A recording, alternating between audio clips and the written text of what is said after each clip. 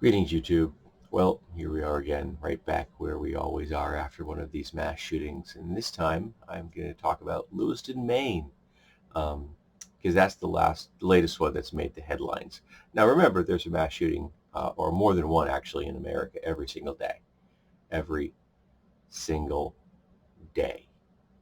But Lewiston isn't making the headlines because, well, it's something that took place in a nice, white, safe area. You know, a place where people don't have to worry about locking their doors at night and don't have to be concerned with uh, the stresses of big city life until you have a guy who has access to military grade firearms decide that there is some, I believe, an imaginary grievance between himself and some other peoples, and specifically in two locations, a bar and a bowling alley. And he goes there and he kills 18 people.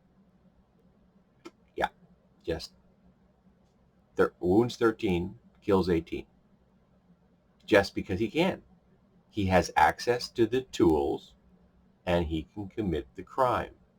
So he does. And amazingly, he actually escaped the scene. Most of them don't have a plan for escaping the scene. Most of them aren't very good at that kind of thing. The mass shooting is the big deal for them, and after that, they're confused why it doesn't solve all the problems they thought it was going to solve. That's the ones that survive.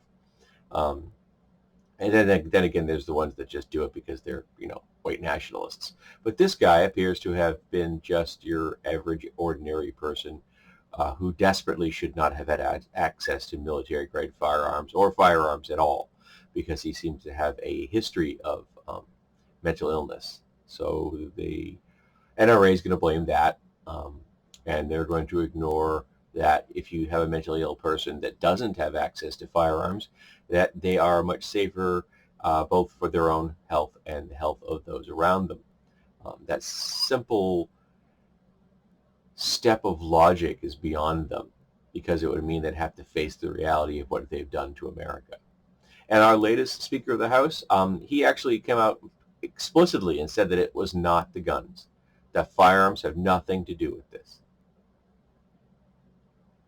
I, I don't know if he's aware of this, but if you put a baseball bat in somebody's hand, it is remarkably difficult for them to shoot people.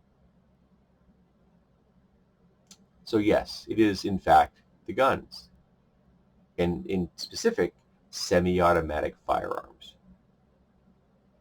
I am very specific with that. I do not use the word assault rifle because it is squishy, and to many people it means many things. I also don't use the specific brands like a Glock. For many people, Glock just means pistol that fires lots of bullets. No, I'm very specific when I say we should ban semi-automatic firearms. Firearms that fire a round every time you pull the trigger. Period. Now, that still leaves a lot of firearms we can play with if you want.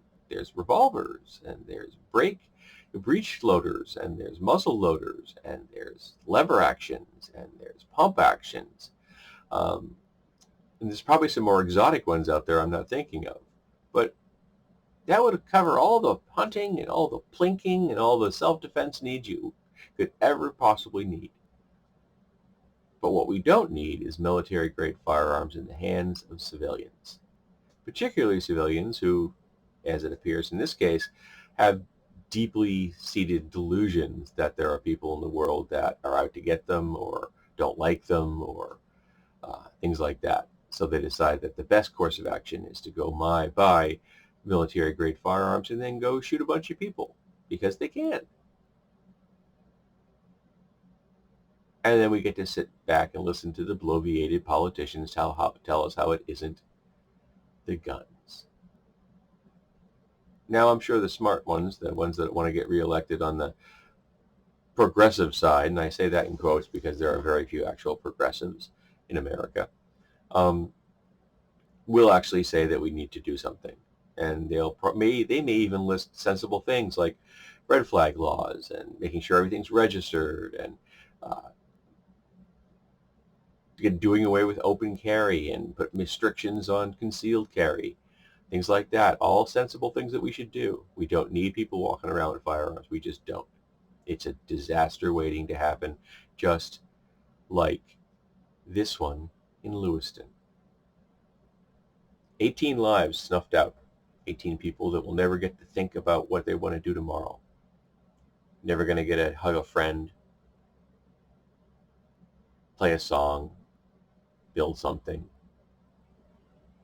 Never going to get to all those little things that they wanted to, that they put off because, well, they're busy.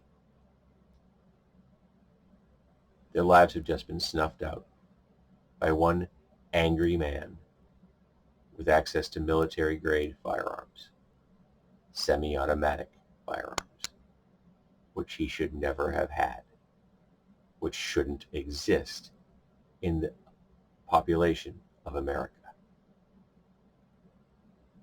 But now we can all sit back and listen to the Republicans tell us how it's everything's problem under the sun except the one that is actually the problem.